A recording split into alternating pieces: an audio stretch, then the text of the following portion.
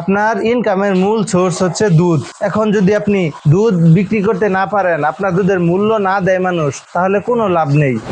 অনেক সময় যে পানির উপরে যেটা পাওয়া যায় কচুরি, এই কচুরিও অনেক মানুষ খাওয়ায়। এটা কিন্তু খাওয়ালে আপনার গরুর দুধ একদম কলের পানির মতো পাতলা হবে। আসসালামু আলাইকুম।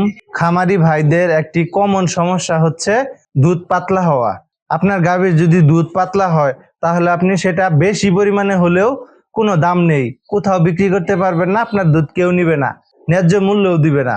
এখন অনেক খামারি ভাই আছেন কমেন্ট বক্সে আমাকে বলছেন যে ভাই, আমার গাভী অধিক পরিমাণে দুধ দেয়, ঠিক আছে, কিন্তু দুধের পরিমাণ হচ্ছে পাতলা, যার কারণে আমি কোথাও বিক্রি করতে পারি না, ন্যায্য মূল্য পাই না। এটা কিন্তু অনেক বড় একটা সমস্যা, ছোট হলেও অনেক বড় একটা সমস্যা। আপনার ইনকামের মূল সোর্স হচ্ছে দুধ। এখন যদি আপনি দুধ বিক্রি করতে না পারেন, আপনার দুধের মূল্য না দেয় মানুষ, তাহলে কোনো লাভ নেই। আপনার এই যে এত এত দুধ উৎপাদন করলেন সম্পূর্ণ বৃথা। এখন দুধ পাতলা হওয়ার কয়েকটা কারণ আপনাদেরকে বলবো, এই কারণগুলো যদি সমাধান করেন, ইনশাল্লাহ আপনার গরুর দুধ ঘন হবে। তো প্রথম যে বিষয়টা আমি বলবো, পাতলা হওয়ার পিছনে এক নাম্বার যে কারণটা, সেটা হচ্ছে কৃমিতে আক্রান্ত।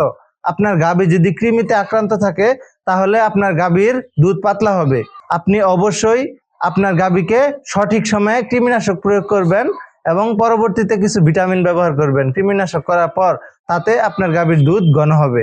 গাভীর দুধ পাতলা হওয়ার পিছনে দুই নাম্বার যে কারণটা আমি রাখতে পারি, সেটা হচ্ছে পরিমাণের চাইতে বেশি পানীয় জাতীয় খাবার খাওয়ানো। যেমন ধরেন কাঁচা ঘাস যদি আপনি অধিক পরিমাণে খাওয়ান, মানে পরিমাণের বাইরে, যেমন ধরেন আমরা একটা গাভীকে দৈনিক 15 থেকে 20 কেজি কাঁচা ঘাস খাওয়াই। এখন যদি আপনি মনে করেন যে আরো বেশি কাঁচা ঘাস খাওয়াবেন বা কচুরি খাওয়াবেন, অনেক সময় যে পানির উপরে যেটা পাওয়া যায় কচুরি, এই কচুরিও অনেক মানুষ খাওয়ায়। এটা কিন্তু খাওয়ালে আপনার গরুর দুধ একদম কলের পানির মতো পাতলা হবে।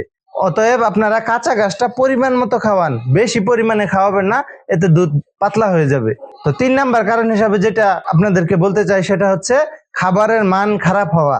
আপনার খাবারে শুধুমাত্র যদি কার্বোহাইড্রেটের পরিমাণ বেশি হয়, মানে প্রোটিন বা সবকিছু মিলিয়ে যে আমরা একটা খাবার বানাই, ফ্যাট, স্নেহ জাতীয় সবকিছু বাদ দিয়ে যদি শুধুমাত্র আপনি একটা আইটেমের উপর নির্ভর করে দানাদার খাবার তৈরি করেন শুধুমাত্র দুধ বাড়ানোর জন্য, তাহলে আপনার খাবারের মান খারাপ হবে।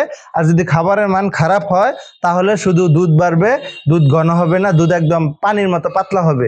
যদি পানির মতো পাতলা হয়, তাহলে আপনি আপনার দুধ ন্যায্য মূল্যে বিক্রি করতে পারবেন না, কেউ আপনার দুধ পছন্দ করবে না, অতএব কোনো লাভ নেই, এই জায়গায় আপনি ব্যর্থ। তো 4 নাম্বার কারণ হিসাবে আমি যে কারণটাকে উল্লেখ করতে চাই, সেটা হচ্ছে মিনারেলের ঘাটতি। আপনার গরুর শরীরে যদি মিনারেলের ঘাটতি থাকে, তাহলে আপনার গরুর দুধ পাতলা হবে।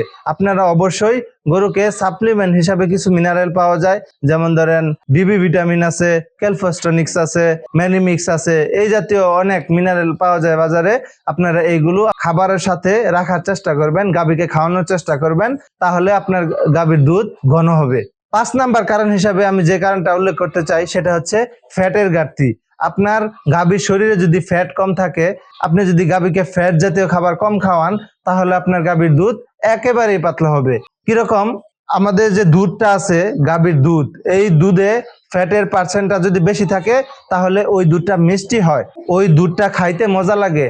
যদি দুধটা খাইতে মজা লাগে, কেউ যদি আপনার কাছ থেকে খাওয়ার জন্য দুধ নিয়ে যায়, তখন দেখবেন সে মজা পাইলে আপনার কাছে আবার আসবে। দুধের দাম যদি আপনি 10 টাকা কেজিতে বেশিও বলেন, তারপরেও তারা নিয়ে যেতে চাইবে, কারণ দুধটার একটা মান আছে, ফ্যাট পার্সেন্টেজ ঠিক আছে। অতএব আপনাকে অবশ্যই গরুর খাবার তালিকায় দৈনিক আপনাকে ফ্যাট রাখতে হবে। আপনি যদি এক্সট্রা তাকে ফ্যাট দেন, তাহলে তার শরীর থেকে ক্ষয় হওয়া সত্ত্বেও তার ভিতরে ফ্যাট বিদ্যমান থাকবে। এতে কি হবে? আপনার গাভীর দুধ ভালো থাকবে। আপনারা এই 5টা উপায় যদি মেনটেন করেন, যে এই 5টা নিয়ম আমি আপনাদেরকে বললাম যে কি কি কারণে দুধ পাতলা হয়, এগুলো যদি মেনটেন করেন, তাহলে আপনার গাভীর দুধ অবশ্যই পাতলা হবে। এর জন্য আপনাকে মিনিমাম 2 সপ্তাহ এই খাবারগুলো ট্রাই করতে হবে। যদি ভুল করে থাকেন, ওগুলো শুধরাবেন এবং এই খাবারগুলো ট্রাই করবেন। ইনশাল্লাহ আপনার গাভীর দুধ পাতলা থেকে ঘনতে রূপান্তর হবে এবং আপনার দুধ সবাই কিনতে চাইবে, দুধের মান অনেক ভালো থাকবে। আমার খামারের দুধের কথা বলি, আমি দুধ দিয়ে সারতে পারি না। আমার যা উৎপাদন হয়, সম্পূর্ণ দুধ একদিনের ভিতর শেষ হয়ে যায়, একটু অবশিষ্ট থাকে না। কারণ হচ্ছে আমার দুধের মান ভালো। আপনারা যদি এইভাবে গরুকে খাবার দিন, এই প্রসেসগুলো মেনটেন করেন, আপনার গাভীর দুধও ভালো হবে এবং কি আপনার দুধের অনেক চাহিদা থাকবে, মার্কেট ভ্যালু থাকবে।